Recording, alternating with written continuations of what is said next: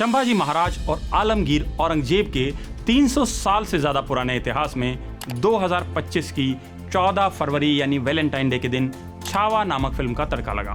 पर्दे पर उकेरे गए आधे अधूरे इतिहास और औरंगजेब का क्रूर एक्शन देख लोग भावुक हो रहे थे, तो राजनीतिक गलियारों में इस फिल्म के बहाने अलग ही पटकथा लिखी जा रही थी, जिसकी परिणति नागपुर में हिंसा के रूप में हुई।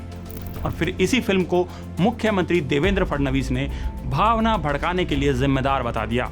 तो आज के सारांश में हम इन्हीं सब चीजों पर बात करने वाले हैं। हम जानेंगे कि कैसे ये पूरा मामला शुरू हुआ, कैसे हिंदू मुस्लिम के बीच खाई बढ़ाने वाली इस फिल्म से बात औरंगजेब की कब्र खोदने तक पहुंच गई, और कैसे भाजपा इस अधूरे सच वाली फिल्म के बहाने ध्रुवीकरण की राजनीति को बढ़ाने में जुटी है, और कैसे सदन में फिल्म को जिम्मेदार ठहराने वाली भाजपा सदन के बाहर इसका प्रचार कर रही है।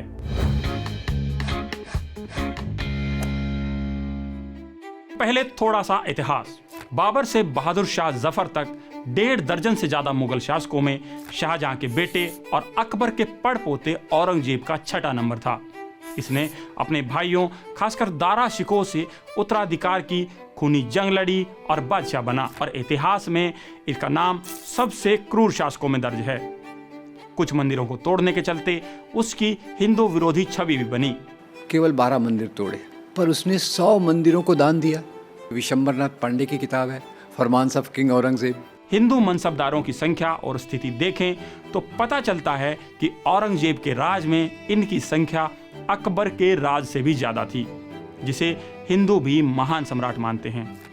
दूसरी ओर संभाजी महाराज मराठा साम्राज्य की नींव रखने वाले छत्रपति शिवाजी की संतान थे।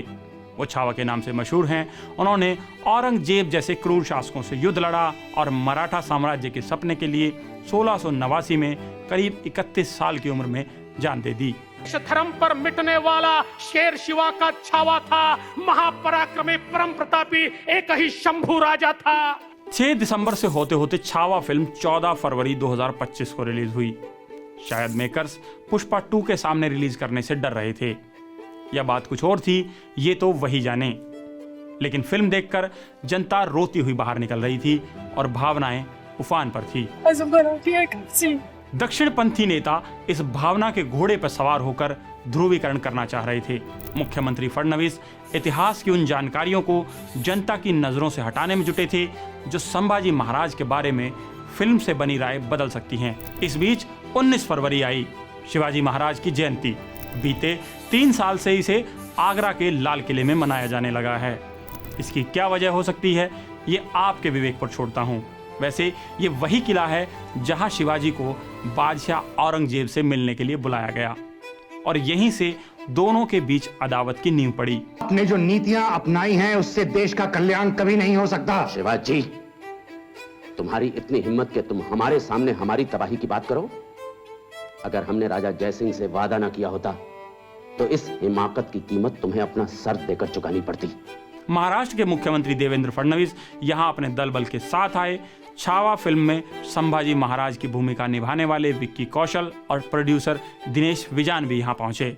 हमारी पीढ़ी को इस फिल्म की बहुत जरूरत थी, इसीलिए हमने ये पिक्चर बनाई। ये एक फिल्म नहीं, ये सोच है, ये हमारी सोच है। इशारों इशारों में शिवाजी जयंती के मौके पर औरंगजेब के बहाने सांप्रदायिक ध्रुवीकरण और भावनाओं में उबाल लाने की कोशिश हुई। महाराष्ट्र की सरकार यहाँ पर एक छत्रपति शिवाजी महाराज का स्मारक तैयार करेगी, और मां कसम मैं बताना चाहता हूँ, एक बार ये स्मारक बन गया तो आपके ताजमहल से ज्यादा लोग ये स्मारक देखने के लिए नहीं आए तो मेरा नाम बदल देना, मेरा नाम देवेंद्र फडणवीस नहीं बताऊंगा। इस सब के बीच हमारे प्रधानमंत्री मोदी भी कहां पीछे रहने वाले थे। और इन दिनों तो छावा की धूम मची हुई थी। लेकिन दूसरी तरफ जनता में संभाजी को धोखा देने वाले उनके रिश्तेदारों को लेकर बात होने लगी। संभाजी की औरंगजेब से लड़ाई पर बात हो रही थी, तो साथ ही उन्हें धोखा देने वाले गणोजी और शिर्के जी का जिक्र भी आ रहा था। ये दोनों ही संभाजी महाराज के साले थे। अभी भी महाराष्ट्र में वही हो रहा है यार, अपने भी होके पलट जाने यार। साले थे ना जी, मैं भी महाराष्ट्र में लोग की आदत ही है वो नहीं होता तो एक इंस्पिरेशन हमारे लिए नहीं होता। गद्दार लोग हैं साले, गद्दार लोग हैं। हमारे हिंदू ही हमारे गद्दार है आधे से ज्यादा। इस बीच 3 मार्च 2025 को सपा सांसद अबू आजमी के बयान ने पूरा मामला फिर से औरंगजेब की ओर मोड़ दिया। आप औरंगजेब को क्रूर शासक नहीं मानते हैं? नहीं, मैं नहीं मानता। औरंगजेब क्रूर शासक नहीं है? बिल्कुल नहीं, मैं बिल्कुल क्रूर शासन नहीं मानता। तो संभाजी के साथ क्या किया होता? अरे सिर्फ लड़ाई सुनिए ना, ये जो है उस वक्त लड़ाई थी, राजकाज की लड़ाई थी, समझा आपने? कोई हिंदू मुस्लिम की लड़ाई नहीं थी। बयान के बाद राजनीतिक आग भड़क चुकी थी और भाजपा को बैठे बिठाए अलादीन का चिराग हाथ लग गया, जिसे बस उन्हें घिसते जाना था। हुआ भी यही। नेताओं ने खूब बयान दिए। भाजपा कांग्रेस और विपक्षी दलों को औरंगजेब का चहेता बताने में लगी थी, तो कांग्रेस ने भाजपा के मुख्यमंत्री को ही औरंगजेब बता दिया। गड़े मुर्दे उखाड़ते उखाड़ते बात औरंगजेब की कब्र उखाड़ने तक जा पहुंची। 11 मार्च 2025 को मुख्यमंत्री देवेंद्र फडणवीस ने कहा, बीजेपी और महाराष्ट्र के लोग औरंगजेब की कब्र हटाना चाहते हैं। इसके बाद 13 मार्च को उनके मंत्री नीतीश राणे ने बयान दिया। नीतीश राणे ने कहा कि औरंगजेब की कब्र को लेकर हमारी सरकार के प्रमुख की भी वही मानसिकता है। हम तैयार बैठे हैं, कब्र हटाते वक्त पत्रकारों को नहीं बताएंगे। फिर 17 मार्च को बीजेपी विधायक टी राजा ने बयान दिया, अब हम तेल लगाएंगे टावर का और कब्र मिटाएंगे औरंगजेब की मेरे मित्रों। कुल मिलाकर नेताओं की बयानबाजी, राजनीतिक माहौल में तनाव और इस बीच फिल्म देखकर गुस्से से भरी जनता। मामला इतना बढ़ गया कि लोग औरंगजेब के चक्कर में बहादुर शाह जफर तक की फोटो जलाने लगे। मुगल बादशाह औरंगजेब की कब्र खोदने पर आमादा नफरत में अंधे लोगों की भीड़ ने गलतफहमी से ही सही, लेकिन उस बहादुर शाह जफर की तस्वीरों पर भी जूते चप्पल बरसाए, जिनके 29 बेटों पोतों की अंग्रेजों ने बेरहमी से हत्या कर दी थी। लेकिन विरोध की जगह अब अंधश्रद्धा ले चुकी थी। ये हमारा देश का दुर्भाग्य है कि 70 साल 75 साल बाद हमको ऐसी पिक्चर देखने को मिल रही है। इसका दोषी कौन है? वो कुत्ते दोषी है जिन्होंने इतिहास गलत बताया। 17 मार्च को विश्व हिंदू परिषद यानी VHP ने इसे लेकर पूरे महाराष्ट्र में प्रदर्शन किया। औरंगजेब के पुतले फूंके और बाबरी जैसी कार सेवा करने का ऐलान कर दिया। फिर शाम को नागपुर में कुरान की आयत वाली चादर जलाने की अफवाह उड़ी और हिंसा भड़क गई। कई पुलिस वाले घायल हुए और अगले दिन महाराष्ट्र के मुख्यमंत्री ने विधानसभा में कहा कि फिल्म छावा देखकर लोग भावुक हो उठे हैं। छावा या चित्रपटाने छत्रपती संभाजी महाराजांचा खरा इतिहास आपल्या समोर आणला, पण त्यानंतर राज्यामध्ये लोकांच्या भावना देखील खूप मोठ्या प्रमाणात त्या ठिकाणी एक प्रकारे प्रज्वलित झालेल्या आहेत। यानी इस हिंसा का ठीकरा उन्होंने फिल्म और उसे देखने वालों पर फोड़ दिया। अब सवाल उठता है कि अगर ये सच है तो इस फिल्म को प्रमोट कौन कर रहा है?